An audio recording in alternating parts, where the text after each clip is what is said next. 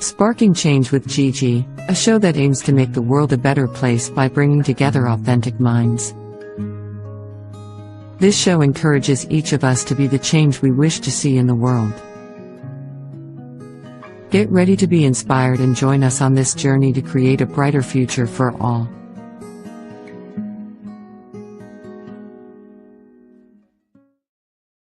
Hello, everyone, and welcome to Sparking Change with Gigi. I'm your host, Giovanna Tardarone, and today we have a special show. We're going to be talking about how we bring together voices and people to build a big impact in the world.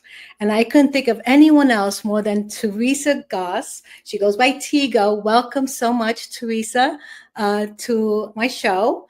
I'm very happy that you're here to share with us all the wonderful things that you do. I know you have over 20 years experience in the video and film production, but you're just so much more than that, because I'm overwhelmed in how you can do so much. So welcome to the show. I love for you to talk to the audience about what is it that you do and how you became the bridge that really connects those voices that need to be heard and creating a big impact in the world. So welcome. How are you? Thank you so much for having me. I've been looking forward to this for, I don't know, about a month or so. We've been talking about doing this, a couple of months, I think. Yeah, this is fun. I'm glad that we're finally here to really talk about some of the great things that you're doing, because I met you through a friend that I had on the show, and she's like, oh my God, you gotta meet Tigo. And I'm like, okay. And then when I met you, it was like, oh my goodness, the amount of work that you're doing into different programs that you have for women, for entrepreneurs. We need to hear all about it. That's why I have you here. So tell us, what inspired you to even get started with this? And, you were in filmmaking and production, and now you had a talk show, and you still do. Tell me what brought you here to do this. First of all, I have to thank Havilah, because she's amazing, and she's doing all kinds of wonderful things out there, and 3 Super Bowl commercials. And now I just saw her on some car commercial. It's like she's killing it. So thank her so much. She's a part of the Now family. I have been in production about 22 years now. I started as a computer programmer back in high school in the 70s, and I've now programmed in 19 languages. So at my core, I'm a tech geek. I'm super, super happy to sit in front of, if you could see the other way in here, there's 3 giant computers in front of me, and I'm super happy to just sit in front of my computers and create really cool stuff. But in this day and age, you got to get out there, Yes. For years, I had other people that were my faces and my voices, and people have been trying to get me out front forever. And in 2019, I finally said, okay, I'm going to do this thing. And if I'm going to do it, it's got to feature trailblazers that are making a difference in the world. So we started Expert Talk with Tigo in December of 2019, and got 4 episodes in the can. Started airing them on the Family Channel in 47 markets across the country. And then we started airing it on Your View here in Las Vegas, and got 4 episodes out, and a little thing called COVID came out. and I called the networks and said, hey, you know me, I bring you content all the time. This COVID thing, what do I do about my show? Because we were shooting it in my studio. And they said, hey, you got a year-long contract. You can either figure out how to get us more content, or, we could just keep airing the 4 episodes that are happening until COVID is over, and then you could put more stuff out. I'm like, So I decided to shut my studio down. Nobody was booking us anyway. It was COVID. Shut my studio down, move everything into my house, where I built this home studio here and became producer, director, water girl, and host. And now we're over 700 episodes in. We do go back. We have another studio now. We do go back when people are in town and go into the studio and interview them. But for the most part, we've done that here. And I've interviewed people from Wales, to Hong Kong and everywhere in between. It's been absolutely amazing. And it's wonderful connecting with all these amazing people all over the world. That just branched into so many other things like the Now Honors, the Power of Pink, now Trailblazers, and then Star Maker Summit coming up next for us, depending on when this is going to air. The next thing we're doing is International Women's Day. It's our fifth time doing it. It started as a challenge to myself. I got up one day and said, oh, International Women's Day, it's cool. What can I do? And I thought, I know, I'll call like 20 plus of my favorite people, favorite women, and say, hey, you want to do a 15-minute interview with me? And I interviewed 24 women that day, that year, 5 years ago, and live 15-minute interviews back to back to back with a 30-minute break for lunch. And I got done. I'm like, yes, I did it. Okay, I'm not doing that again. And then people the next week started calling and saying, well, how do I get on for next year? And I'm like, there is no next year. It was a challenge to me. I did it. I'm done. You know? And they said, oh, no. Now we're 5 years in. It's a live event. It'll happen Saturday, March 8th. We start at 9 a.m. Pacific time. Looks like we're going to run to about 6 p.m. Pacific time. There's 26 women going to be live. We have some major heavy hitters. Laurel Lagmeyer, the millionaire maker, is going to be there. It's not just a slogan. She's helped hundreds of people become millionaires. Rita Davenport, my shero, is going to be there. She's been in this speaking game and motivation for 40 plus years and still going. Let's see, who else do we have? Peggy McCall is coming 10 times, I believe. I love her, yeah. Yeah, New York Times bestseller. You know, Forbes Riley is coming. You know, Forbes is absolutely fantastic and a ball of energy. Let's see, Marie Diamond from The Secret. She has literally taught over 500 million people. She'll be there. It's a virtual event. We're going to have a blast. Beautiful, beautiful. A blast. It's going to be awesome. Talk to us about the different, like the programs you have, the Power of Pink, the communities, different communities, and the purpose, why you created it, and what is it doing? What impact is it having? Well, the Now Honors started, and the Power of Pink Summit, but first it started as the Now Honors. The Now Honors started because my mother, many, many moons ago, she has been gone now for almost 18 years. But many moons ago, like I said, I'm a tech geek. I work a lot. I was in the military. I'm a disabled, quote unquote, disabled vet. And, you know, I work a lot with guys. That's just the way it fell, you know, in the industries that I was in. It wasn't uncommon for me to be the only person of color. It wasn't uncommon for me to be the only female. So my mother said, you need to do something for women. And I said, what? She said, I don't know, figure it out. I'm like, why? And she says, because a lot of women don't realize they can do what you do. So you need to do something for women. Well, I didn't know what that was. I was like, what? Okay, you know, this had to be 2005 probably. Okay, what am I going to do? Well, in 2019, I went to an event right here in Las Vegas. It was at a hotel. It was in one of those small little rooms they have, little meeting rooms, and it was an award ceremony for women. I went in there. There was probably 40 or 50 women in there, if that, maybe 30 or 40. There was what looked like day old Danish and really terrible coffee. And they gave out these little awards. I mean, they look like bowling trophies without the bowler on the top. The ladies went up front and they were just, oh my goodness, thank you so much. And I'm like, okay, you know, is that award even going to make it out of their car? They're going to throw it in the trunk and be done with it. They're never, ever going to touch it again.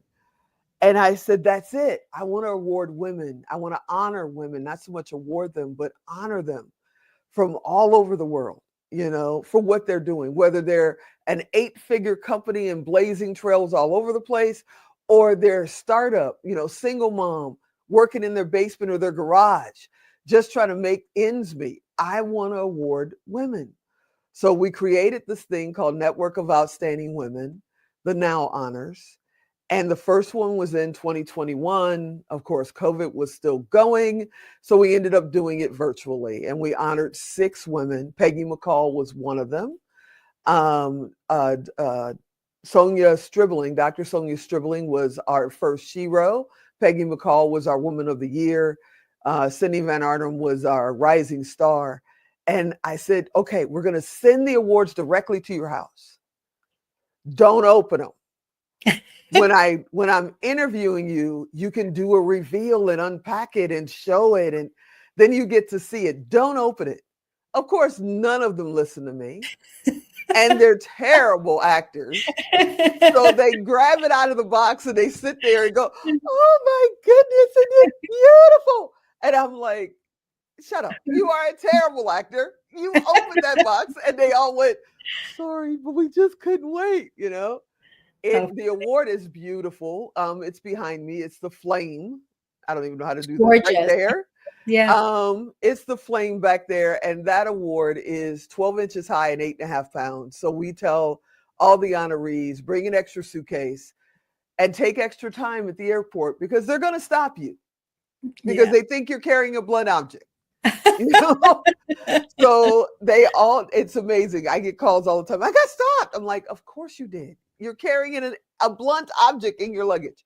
Yeah. But that's how we got started. The women loved it. It was virtual. In 2022, we did it live for the first time here in Las Vegas. And now we're going into our 5th year, October 2nd to the 4th.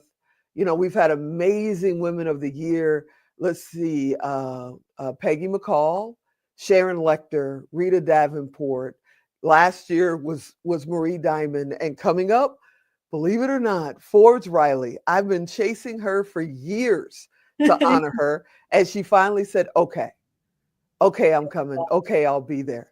And I'm like, this is amazing. We're going to honor, I believe it's 21 right now. You never know. It might get up to 23 or 24, but it is so much fun. And I love honoring these ladies.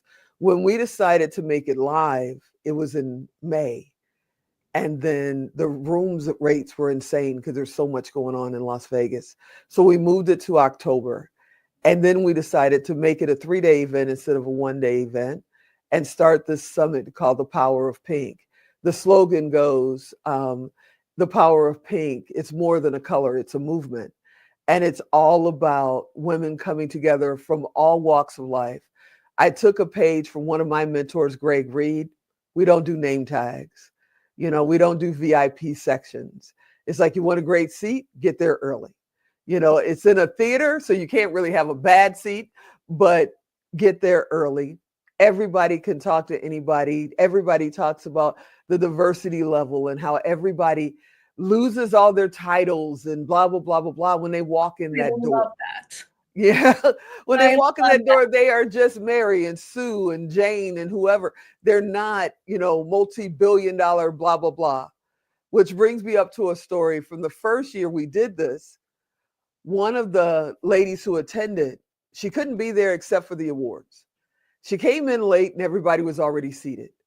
And she said, Tigo, where's my seat? I said, oh, honey, wherever there's an empty seat. You didn't hold a seat for me? No, we don't do that. But there is an empty seat here for you. And she says, where? I can't even see. So I turned the house lights on, told my engineer, turn up the house lights. And I said, all right, who's got an empty seat? Everybody raised their hand. There were 4 or 5 empty seats. And they were all pretty much at the top of the house. And she said, all the way up there? And I said, well, that's your choice. Or, you could leave. I'm not making anybody move. She was so mad at me. After the awards were done, she came down crying, hugging me, talking about how she loved it, loved it, loved it. It was the best event she ever been to. And being at the top of the house, she could see everything. And I said, that's just the endorsement that we need. We've been having a blast doing this. It is so much fun. The women own the stage. Men can come. Last year, somebody actually brought their children. Bella and Anna came. They were awesome. And, men are welcome in the room. Women own the stage. Trust me. They have cried trying to get on our stage. No, women own the stage. So it's amazing how your mom gave you a vision for you to create. And you took that, and without knowing the how, you created something that is impacting many. Because, having women speak up, and I, myself, I was born in Italy. So women do not speak up in Italy, although maybe times have changed, right? Women are speaking up more, but knowing that they have a voice and they're not subject to let's say, there's the husband in the house, so we have to be quiet, or, there's someone watching and we have to be quiet, and they can freely voice what they feel, gives them a place of knowing that they're important. And I think that's kind of like what you're bringing out in your seminars, is that women are important. They must be heard. Absolutely. They must be heard. Absolutely. And it doesn't matter what title you have. It's so funny because, again, I'm going to relate it to a personal story of mine. Prior to me understanding who I am and what I'm here to do, I used to think the title was very important. And now I understand that's the ego side of us. So if we could put the ego side away and look at each other as equal, you're me and I'm you, and we want the same thing for each other. How powerful is that? What a big impact we're making when we understand that we all want the same at the end of the day. And we all came into this world the same way, and we're all leaving this world the same way. Yeah. Right? And every morning, one leg at a time, one sleeve at a time. Every morning. That's it. And we become more powerful. We become more creative when we're knowing that we're out there to serve each other.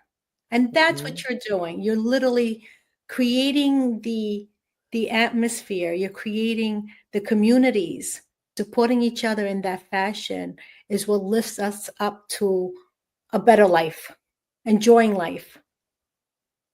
Absolutely. It's fun. I mean, that's what it's all about. Yeah.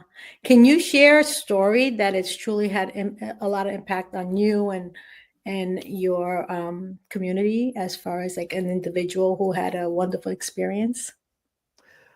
The first time we did the live, it feels like many moons ago, but it was 2022. The first time we had the live, at the break, somebody came to me. She was an up and coming real estate agent. And there was somebody in there that's doing now billions of dollars in multi-door real estate. Then it was $500 million in multi-door real estate. And she wanted to learn about multi-door. And for those that don't know what multi-door is, if you're in a condominium, if you're in an apartment, if you're in townhouses, those are considered multi-door, meaning lots of houses in that development. And they're investing in those developments. So she wanted to know how to do that. She came to me at the break. She said, Tico, can you introduce me to so-and-so? I said, she's right over there. Go talk to her. Oh, I could never. I don't want to interrupt her. I'm like, are you serious right now? And she says, please, will you just introduce me? Will you? And I said, okay, no, don't worry about it. I got you. Right. So when the break came back and we came back from break, I grabbed the mic. I went on stage. And I called out the person that is, the queen of multi-door real estate right now. And I said, hey, so-and-so would love to meet you. So she looks. And then the other lady goes, oh. And I said, she wants to learn multi-door. Can you talk to her? Absolutely. So she gets up and runs over to her. And then she gets up and they're standing there hugging and crying. Oh, Fast forward a few months later, she's done her first deal. She's in the middle of her first deal with her. Now they're 3-4 years in now, and they're doing deals together. It came out of that. And it's like, that's what it's about. I've had people make deals and stuff, and nobody sells for my stage. That's not what it's about. But they make connections. And I've had people do deals and call me up and say, I met so-and-so in your event. Mm-hmm. And I just made blah, blah, blah. Where do I send your commission? My commission? Well, yeah, without you, we wouldn't have met. I'm like, no, that's not what it's about, honey. Well, I can't, you got it. I said, do me a favor, go donate it to your favorite, nonprofit or do something, put it in a college fund for your kid, do whatever you want with it.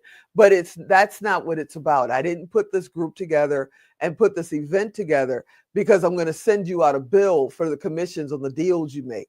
That's not it. Now, mind you, I have deals and joint ventures and partnerships and all kinds of stuff. Just got a really big partnership yesterday.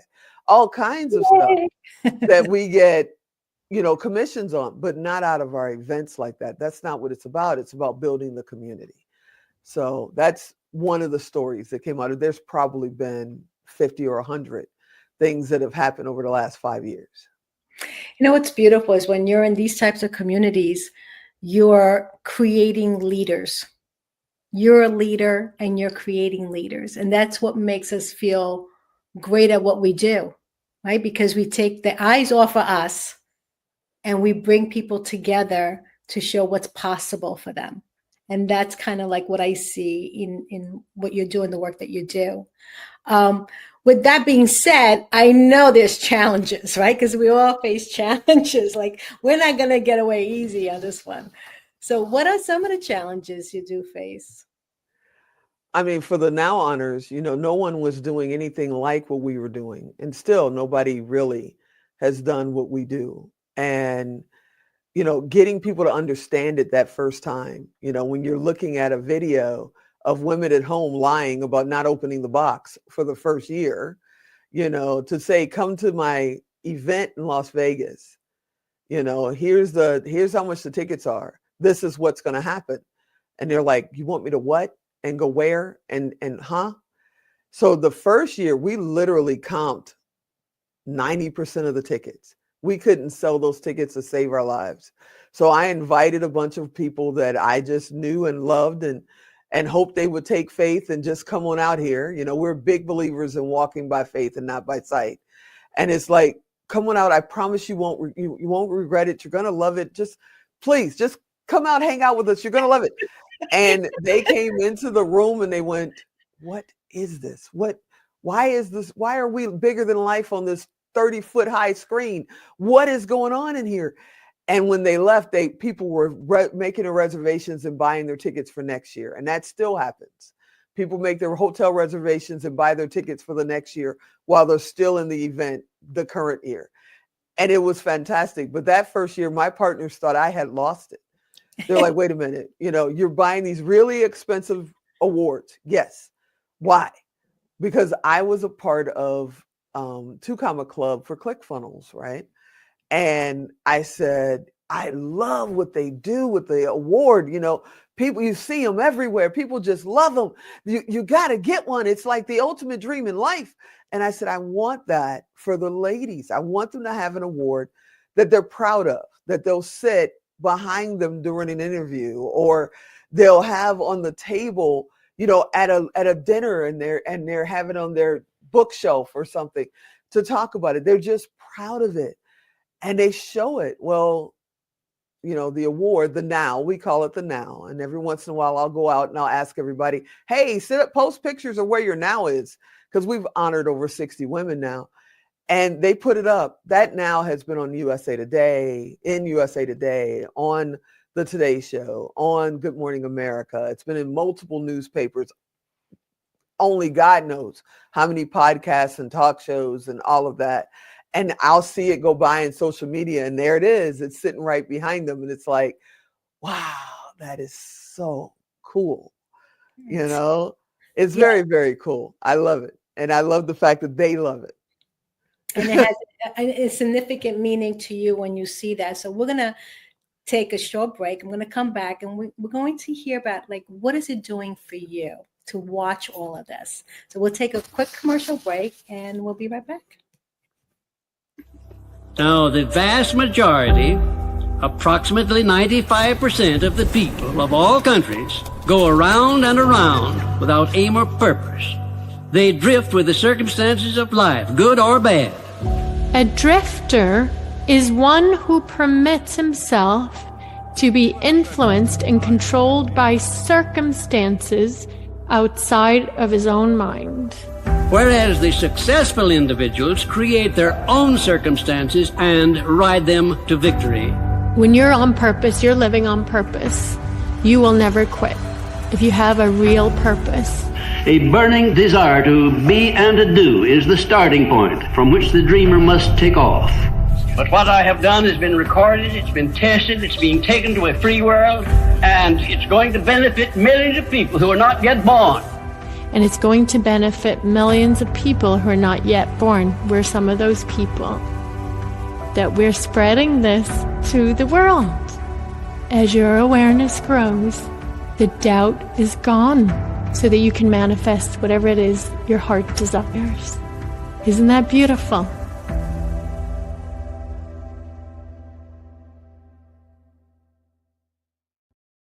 So welcome back, everyone. So for me, I have to say that you definitely have a purpose here. You found your purpose. You found what you love to do. How has it impacted your life? I think the biggest way it's impacted my life is, I was the shy kid from the South Side of Chicago. I didn't want to be, I wanted to be out there. I was just terrified to be out there. And, I wanted to lead, but then I was worried about who would follow. And then I learned over the years, not just from the events that we do, because I've been doing events since the 80s when I was a administrative director for nonprofits. I learned a long time ago that, everybody, if you lead, that doesn't mean they're going to follow you.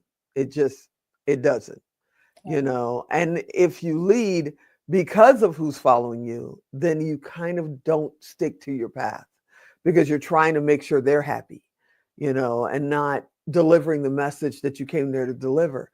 So I learned a long time ago to step out by faith and not by sight. We talk about it all the time, we call it the Indiana Jones moment, and in that movie when he sticks his leg out, throws out, puts his foot down and says, yes, it didn't fall to his death. We do that all the time.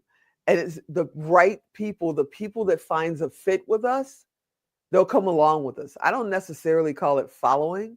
I don't want them to follow me. I want them to walk with me, I want us to be able to have a conversation. Don't walk in front of us because we may not follow you. Don't walk behind us because you may not like where we're leading you to, but walk with us. And that's what we've been doing. And it's amazing how it's coming out and watching people just break out of their shells and me break out of mine. I started speaking by accident when I was 8 years old. And I grew up thinking one day I'd love to be on stages, And then I discovered, motivation, inspiration, thought leaders like Rita Davenport, Les Brown, Zig Ziglar, and thought, yeah, one day I want to do that, But nobody in my world was doing anything like that. They're 9 to 5ers, 7 to 3s, 8 to 8s. They're not standing on stages. The closest stage is church, And it's like, okay, how do you do that? And now I sit here and go, we're doing that. I'm on virtual and live stages all the time. I'm emceeing and hosting, really cool events, helping other people get their events going. And now we're about to start a certification program because so many people have said, can you teach me how to host a talk show?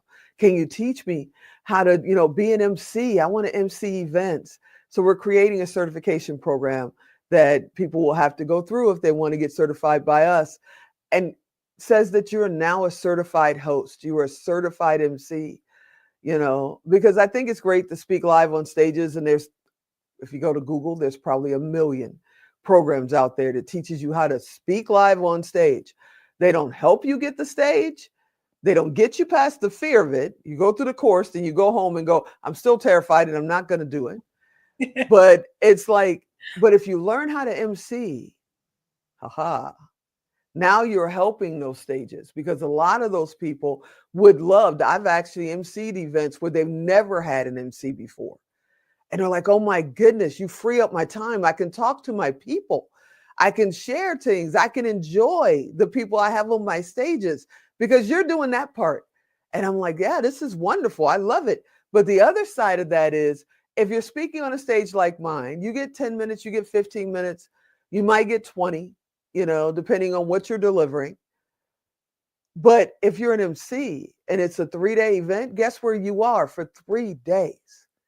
You are on that stage and people will love you and never forget you.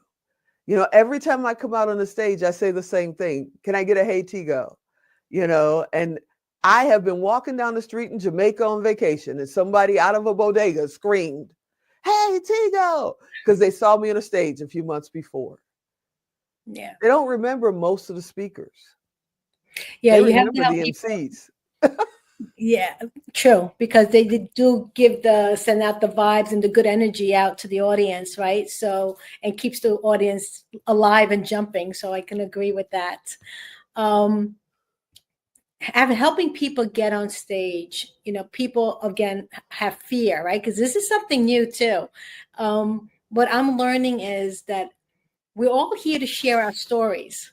So I think one way or another, if you're in this space of personal development and growing, getting on stage is like the next best thing, right? Hmm. Share your story to let people know that they're not alone. And this is part of creating that unity of helping others know that there's support Hmm. system, there's groups that you can go to.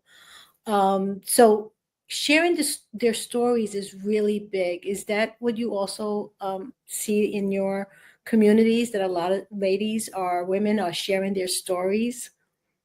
Absolutely. They're sharing their stories. I think one of the things that people don't realize is male, female doesn't matter. When you start sharing your stories, you're Mm-hmm. going to absolutely suck the first time. Maybe the first 10 times because you let your fear get to you. You had way too many things you thought you were going to be able to say in that 15 minutes, in that 10 minutes. And then all of a sudden somebody's going, time to get off the stage. You got to get your rhythm down. You can't be, just like so-and-so. I remember Oprah, if you go all the way back to when Oprah was in Baltimore, she wasn't that great on stage. Okay. She even admits she wasn't that great on stage. You have to learn. But she also tells the story how she wanted to be the next Barbara Walters. And that never worked out for her. When she learned to share her own voice and be the first Oprah, that's when everything explodes. Don't try to mimic somebody else. If you like their style, great, but it needs to fit your personality. If you're very, withdrawn and you speak low, coming out and trying to be Grant Cardone or Forbes Riley, your rhythm is going to be off. It Yeah. just is. If you're somebody like me who loves the energy and wants to get out there and get the audience to just roaring, and that's not your personality, then you're going to be off. You got to find your voice. And the only way you're going to find your voice is to do it and do it and do it some more. So the best thing, way I did it, I can't tell you how to do it, but the way I did it is I volunteered, to the point where I was paying for my own airline tickets, my own hotel rooms, all my food, helping them set up chairs, put tablecloths down over the tables, just so I could get 10 minutes on that stage, because all of my rough edges got smoothed down doing this volunteering, and people gave me advice. That was awesome, but you didn't stretch long enough. That was awesome, but you missed the ending. It helped a lot. So if you want to be on stages, one, volunteer for some local events in your area, unless you want to pay for airline tickets like I did. And two, don't give up because you went, oh, when you walked off the stage. Just like riding a bike, I fell off at least 3 times when I started riding a bike. You just got to keep pedaling and it'll happen. I'll share a little secret. I still don't know how to ride a bike. Coming over, we'll teach you. We're in the middle of teaching my 3rd grandson right now. So come on over. Anyway, being born in Italy, I don't want to say we didn't have bikes, but when I was born, there was no bike in sight. So I kind of lost that enthusiasm to do it. But yeah, it's something or swim, which I will go into swimming soon because I do want to learn how to swim. So going into the different platforms that you do, how do you ensure that every voice is heard? I don't. All I can do is open a door. I can't make you walk through it. All I can do is invite you. There's been people at my events that have never been on my stage, and that's their choice not to be on that stage. I don't. All I can do is, my mother would say, I cooked the meal, I put it on the table. It's your job to eat it. Now, if you don't want to eat it, you can starve because I'm not making something special. It's like, this is what's being served. So all I can do is, as my kids say, service is my love language. All I can do is serve. And if it fits within your guidelines and fits within your dream, come on, let's go. If it doesn't, enjoy the show, Right. you Right. know, and network and get to meet some really, really wonderful people. But I think in indirectly, you are giving the opportunity, because your doors are open, for their voices to be heard. It may not be on stage, but I think through your work, by being part of your network, you're connecting people so their voices can be heard. Absolutely. And it's not necessarily on stage if that's not where they want to go. But as I see each voice, each person has their voice, and they can voice their opinions or their skills or how they can help each other through your communities. Absolutely. Yeah. That's Absolutely. beautiful. So how do you keep that positive mental attitude? Because you do have it. I catch some of your shows, and you got this positivity in you that comes out like fire. What are you doing? How are you getting to that point where, the passion is written all over you? I would say, well, just like everybody, I'm not, somebody who's, hey, all day, 24 hours a day. That's not me. I have ups and downs like everybody else. Sure. Some days I fight to get out of the bed just like everybody else. I can't sleep because of something amazing going on. Last night, I think I slept for 2 hours because of the deal we did yesterday. So I'm like staring at the ceiling. Or I can't sleep because, we're in a low. We're trying to figure it out and what's going on.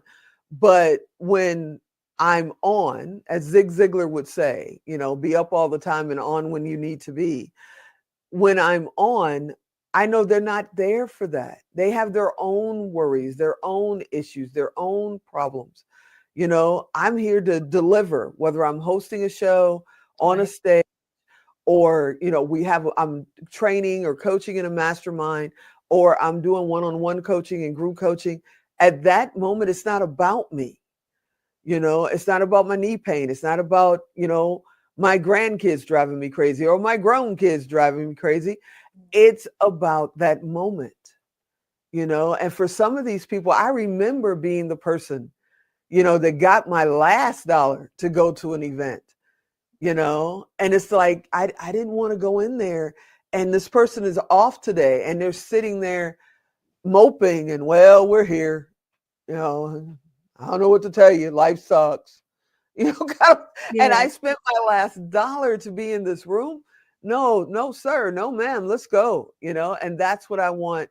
I always want to 10x the value. That's something that I try to teach everybody, including my kids. It's like, you need to always deliver as best you can, over deliver, because you don't know who you're touching. You don't know somebody's life. You don't know. You assume. People assume. They came in and they have a very nice purse, or they came up in a very nice car. They have an amazing reputation, but you don't know what they're fighting.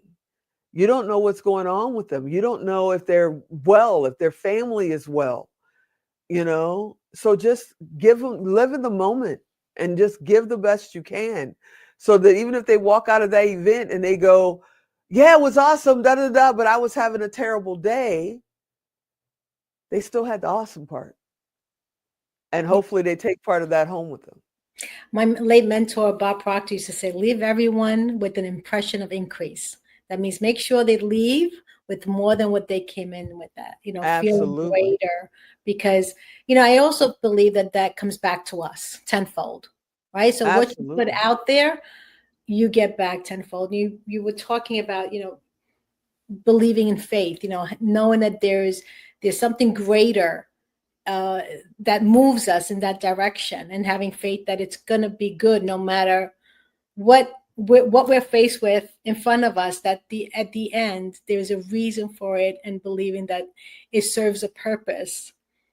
With that in mind, this is what moves us forward and that gets us out of bed, is having faith that we're doing something for greater purpose, greater impact, not just us. Absolutely. Do you feel that when you also get up and get going in the morning? It's what motivates me. It was Yeah. what keeps me going. I have a genius IQ, and I've met a lot of people with genius IQs, and because we use a little bit more of our brain than we're supposed to humanly be able to use, and some things come to us pretty easy. You know, I'm a little different. I've got a genius IQ and I'm dyslexic, so there's like a war going on in my head. But for me, it's like when you just as much light as we may have, there's more darkness too. So we have to be able to balance between that, and knowing that I can help someone on the days that I maybe don't want to get up. I don't want to go to work. I don't want to be on stage. I don't want to do an interview. You know, what keeps me going is there may be that one person they need to hear this today. Right. You know, they need to hear it today. So many moons ago, 1995, I had decided I was going to take my own life. I was done. Forget about it. I'm out of here. And planned it out, ready to go. And one thing happened after the other that day. And somehow I ended up at the library. I don't even know how or why. So I walked in the library and I walked up to the librarian, and she had this Southern accent. And I said, "Ma'am, I need to find something that'll make me a little happier. I'm having a rough day." And she said, "Honey, I could see it on your face." And she said, "Over there's this stuff called motivation. Now, I've never listened to it, but a lot of people like it." She said, "Go over there, pick some tapes, bring it back here, put it in the recorder and put the headset on. You can sit right here the rest of the day if you want. Listen to these motivations." I'm like, okay. So I go over there and I'm walking up and down the aisle and I see Zig Ziglar. I'm like, So I grab his. I see Les Brown. Grab his. Then I see this wonderful woman with the smile on her face, Rita Davenport, and I grab hers. And I sit down at the little table with the recorders. These were tapes. Yes, I'm that old. And I put a tape in and I turn it on, and Zig Ziglar says, "I've brought for you a brand new pair of glasses. These are not rose-colored glasses, but they will change the way you see life." And I went, interesting. I listened to him. Then I listened to Les Brown say, "If you can look up, you can get up." I'm like, oh. And then Rita Davenport, her specialty is time management. She is now Aunt Rita to me. I've honored her at the Now Honors. She's a friend. I can call her up and say, "Miss Rita or Aunt Rita, I'm stuck. What do I do?" This is a person on my darkest day, didn't know me. But I credit them. If you look back through my history, you'll see I've accredited them for saving my life for 30 years now, and now I can just call her. It's an amazing thing. It's like, if I can give that kind of a message that maybe somebody is at their darkest day and they go, "Wait a minute, if I can look up, I can get up. Let me try that." Because that's why I'm still here. Such a beautiful story. And, and I think this is where it all began for you, because you opened yourself to, number one, get help, right? You're like, okay, I know this is not the right thing. So lead me to somewhere. And it led you to the library that changed your life. Absolutely. Totally changed your life. Totally changed my life. I sat in the library parking lot that night till the sun came up and I ran out of gas, listening to the tapes. And I didn't even have a library card, and the librarian checked it out on her card. She said, "Don't let me down. Make sure you bring these back."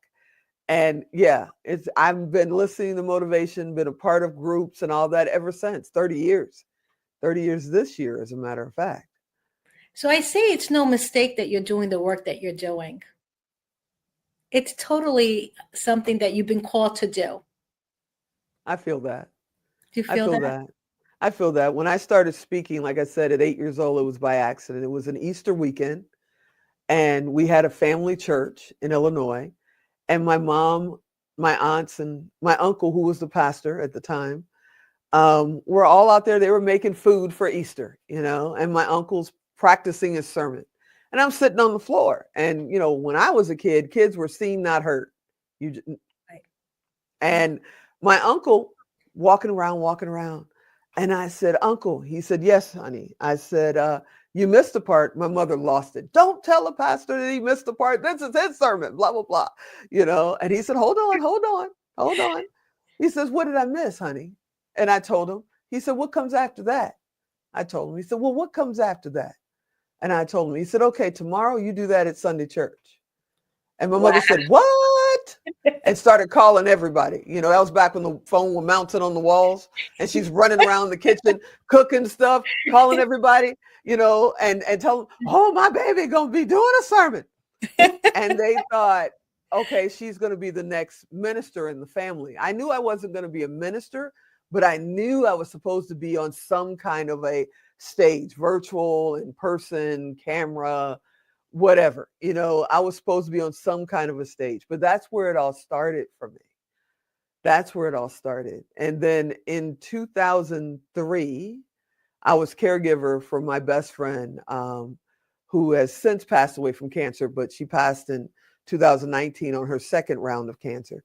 But in 2003, she got diagnosed with breast cancer, and, we stopped everything in our business, and it became get her through this. And we did. But I came up with this idea of creating a magazine with my graphic artist at the time, a digital magazine. Now, this is before YouTube, before Facebook, any of these things that we're using today. And I wanted to do a digital interactive magazine. We created it for African Americans, not because I am African American. We created it for African Americans. They were slowest ones getting on the internet at the time. And we figured if we messed it up, nobody would see it, so it would be okay. So we create this magazine called Black Insight Magazine. We called it BEM for short. And long story long, we had the Whispers in there, Smokey Robinson. We had a fashion show in there. We did a soap opera. We showed a soap opera from Washington, D.C. that literally ended with a cliffhanger because the guy fell off the cliff in the soap opera and he ran out of money. So he never did another season. And people called me up and said, well, did he die or not? And I'm like, he never did another season. Just use your imagination. If you loved him, he lived. If you didn't, he fell off the cliff. It's okay. But that's how we start. People called me up and said, if I watch this video and this thing you call a digital magazine, will my computer blow up? No, ma'am, your computer will not blow up. And see, when I was a kid, my mother would call everybody when Black people were on TV, because we're from Chicago, So Black people were on channel 2. Mom was on the phone. Child, turn on channel 2. Black people on TV. By the time she called everybody, the Black people weren't on TV anymore. It already happened. But, that's the way it was. And that's what people did. We never spent $1 on advertising. Not one. That's what people did. They called everybody and said, oh my goodness, you got to get this magazine, The Whispers, in there. They're like, what are you talking about? Well, we grew that magazine to 1.8 million subscribers in 2 years. Wow. And I met a woman named Anna Maria Davis at a Christmas mixer. A young lady came up to me. You know how they do at the mixers? They come up and they say, hi, my name is Mary.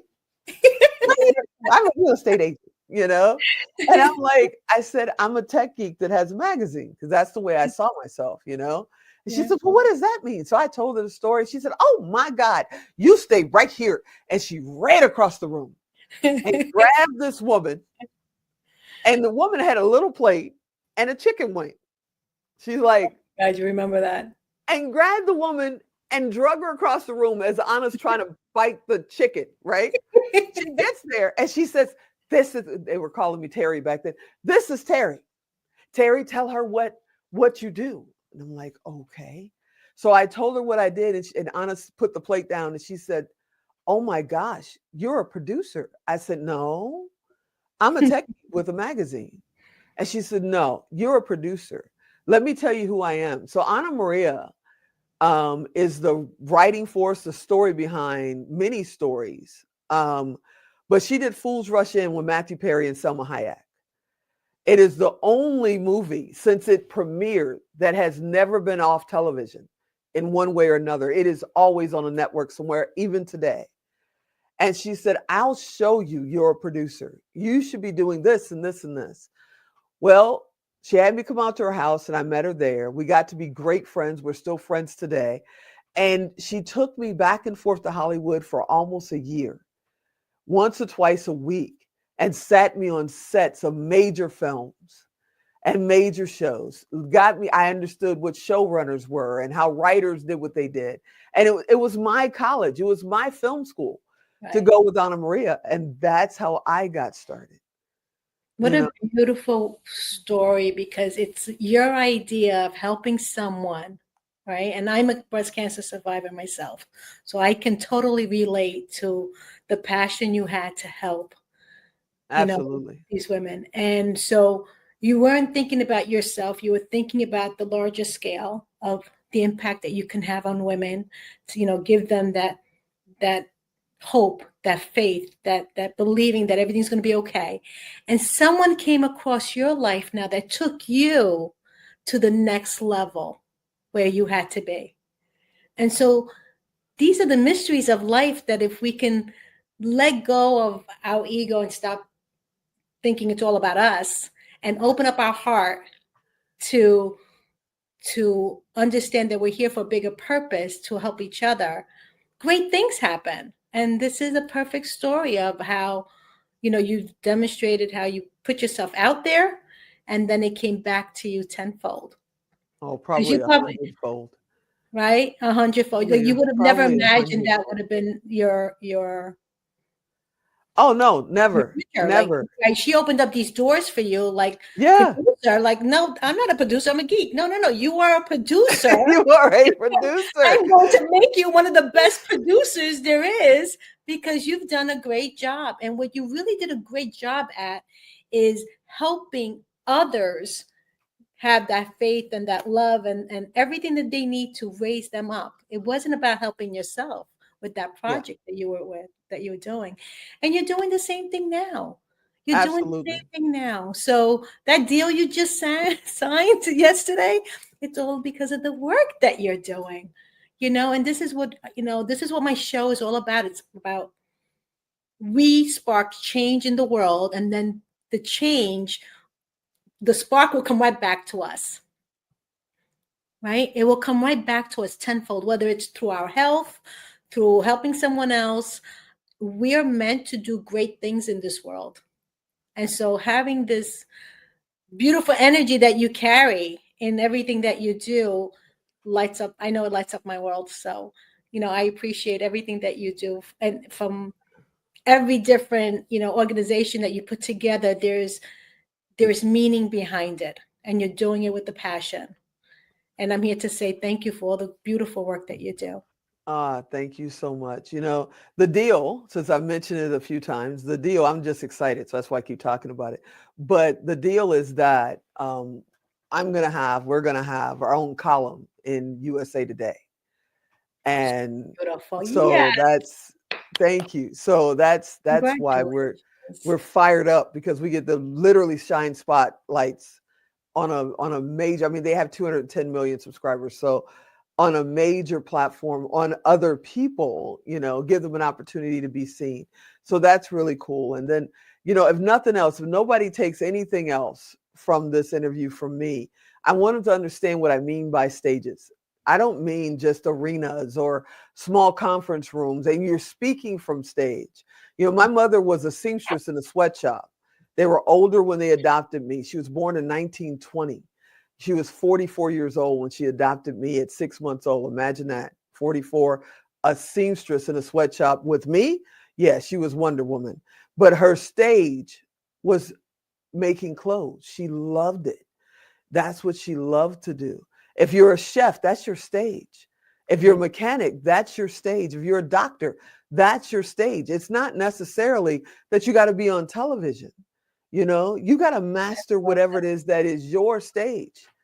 If you're a caregiver, I don't think enough, I've been a caregiver my whole life, and I don't think enough people realize just how hard it is to be a caregiver, especially if you're not a professionally trained doctor or medical person, but you're a caregiver for somebody that you love and they may be terminal, and you're just trying to give them one extra day, one extra month, one extra really great moment. At that particular moment, that's your stage. So I just want to make sure everybody knows what I mean by stage. and mastering your like you stage. explained it. Yeah, it's true, because what we're good at, what we're an expert in, we need to bring that out to the world, right? Because it's our job to bring the next expert into this world. So Absolutely. you're learning and you become an expert. Now you become the teacher. That's the next level. Then you become a leader. That's the next level. So we're all always looking to grow in Yes. what we're great at. So I love what you Yes. said when you said that. Final words. We're going to take it down for a landing. What would you like? No, I'm going to come and see you soon. So what's happening soon? I'm so excited to be Coming up. Let's see. How do I do this? There it is. Those wing award back there. There's Trailblazers. For many moons now, men have been crying about the Now Honors. We can't be on the stage. What about us? What about us? So we decided to make a sibling event that is male. We're honoring men and women this time.